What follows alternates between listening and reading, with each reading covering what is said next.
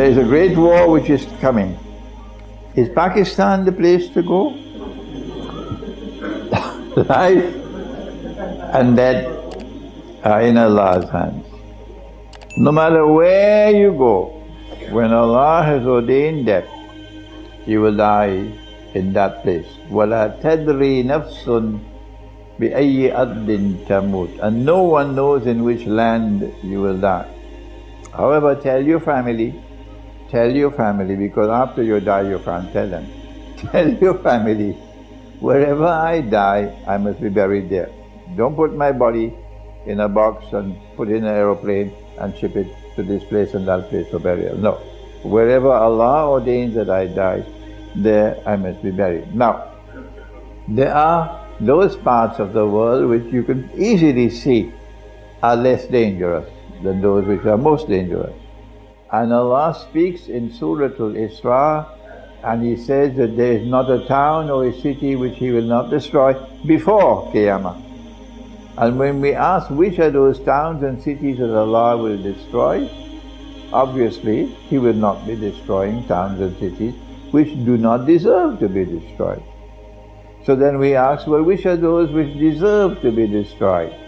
Shall I answer you?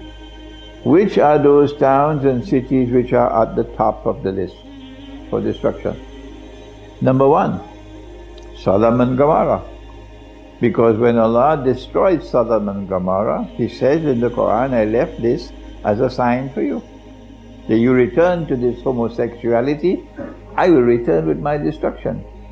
And He destroyed Sodom and Gomorrah in such a way that they sunk to the lowest part of the earth. So which part of the world today is a man allowed to marry another man and get a marriage certificate? Those are the places where first on the list for destruction. Number two, Allah created the market, the economy, for buying and selling. And Allah says, if you sit down and you don't do any work, you're not going to get any bread. وَأَلَيْسَ لِلْإِنسَانِ إِلَّا مَا سَعَى. You want bread, you got to work for it. But what I work, and I work, and I work, and 100 years pass, and 200 years pass, and I am still poor.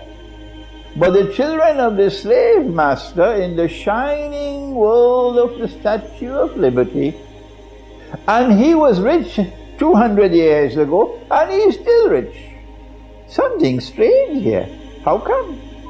Why am I permanently poor and he is permanently rich?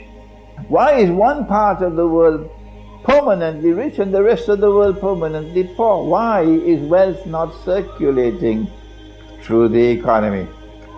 A healthy economy is one in which wealth will circulate through the economy. The black people of the United States who were taken as slaves in the most horrible, inhuman manifestation of slavery it has ever been the misfortune of mankind to witness. Never, never, never, never did we have this kind of slavery before.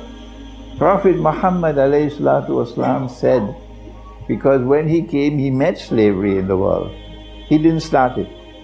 He said, give your slave to eat the food that you eat, and give your slave to wear the clothes that you wear. These are the words of Prophet Muhammad. As part of the process of dismantling slavery, so that the slave can be a member of society without difference from others. But they abolished slavery and the slaves are still slaves. And the slave master is still slave master. Yeah. The reason for this is usury. When money is lent on interest, money will not circulate through the economy.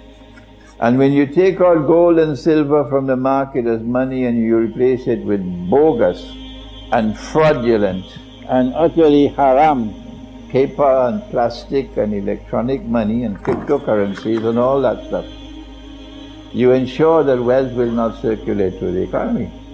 So Allah in the Quran has declared that this is the last revelation in the Quran. He said, I'm going to wage war. Me and my Prophet are going to wage war on those who are the money lenders, Who are the money lenders of the world today? Yeah, the same people where a man can then marry another man and get a marriage certificate. So when the Great War starts, don't be surprised if the slave master's world disappears. Where should you go? Look for some place where the slaves are living. Look for where the slaves are.